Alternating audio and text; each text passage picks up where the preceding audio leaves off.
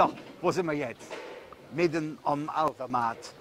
Da, wo nach dem Brunnen, wo wir Evans waren, die Willi Ostermann Gesellschaft dann die zweite Station hat, ihre Lieder vorzustellen für die Session. Also von der Protagonist aus Köln, die ganze Band. Hier am Jan von Werth Brunnen.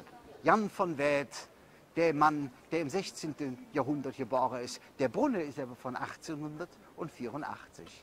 Jetzt wird solche Schink, nehmen das an, sitzen hier die Lüksche und beluren sich das Spiel, was hier am Altermatt losgeht. Und wenn man auf der anderen Seite genau hinschaut, sieht man so ja eine kleine rote Funk. Ja, man hält zusammen in Köln. Nur nicht immer, wenn es um die Leder geht. Ein Liedchen, was dazu vielleicht nicht immer passt, aber man muss auch lustig sein, ist der Plätekopf.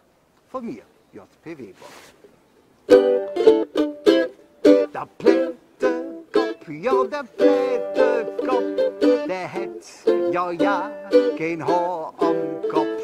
Da ist doch ja nicht schlimm, in der Hauptsache es hat Gestreu da drin. Auch unser alter Opa hat ein Schiebedach. Die Enkelsche polieren mit Eifer diese Pracht. Und geht zum Friseur hin, dann fühlt sich geprellt. Denn für das höchste Söke bezahlt der Mann viel Geld. Ha. Der Plätekopf, ja der Plätekopf, ja der hat ja kein Haar am Kopf. Da ist doch ja nicht schlimm, in der Hauptsache es hat Gestreu dort drin.